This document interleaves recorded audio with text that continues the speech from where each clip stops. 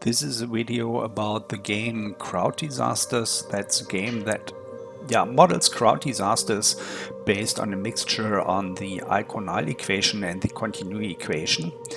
And you can basically, like in the Bridge Builder game, exercise some examples on how to optimize things for crowd disasters. So there are a couple of scenarios available, which you can see on the left side.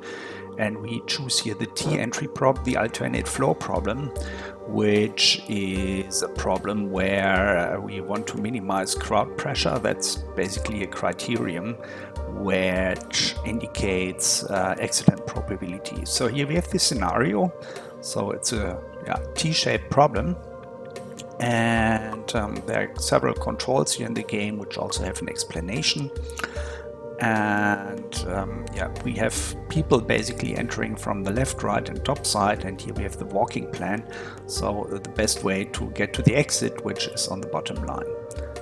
Okay, so we crank up the simulation speed to factor 4 so that we don't have to wait too long that way, and then we start the simulation without doing any modifications and see what happens. So we have people pouring in from left and right side.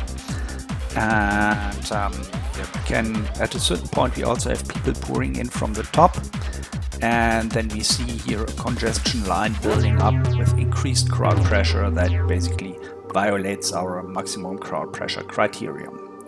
Okay, now we do some modifications to the scene, so we introduce extra walls here. So basically we split the left and right arm into a top and bottom part, so that we basically avoid all the people clogging up in the lower part of the bigger corridor. So we can also do some minor corrections here.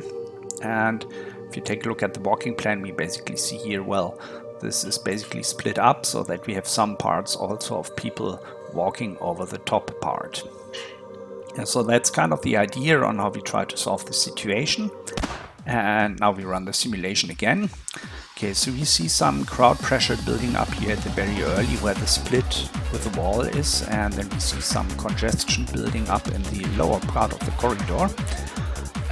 But that has the advantage when people entering now from the top part that they don't immediately clash with the people coming from the side arms. So we see basically two frontiers here building up.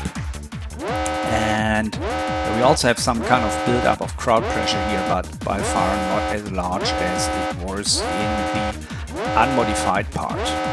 Okay, so yeah, that's basically it. So the second wave building up here, but we already passed the first wave, so that looks quite good, so that we don't violate our maximum crowd pressure criterion here in the simulation. So we now survived the time with a maximum crowd pressure of 5.8. Yeah, the maximum crowd pressure of 5.8 is also 6 is also listed here in that part, and we can still open our result and see how we have modeled the situation.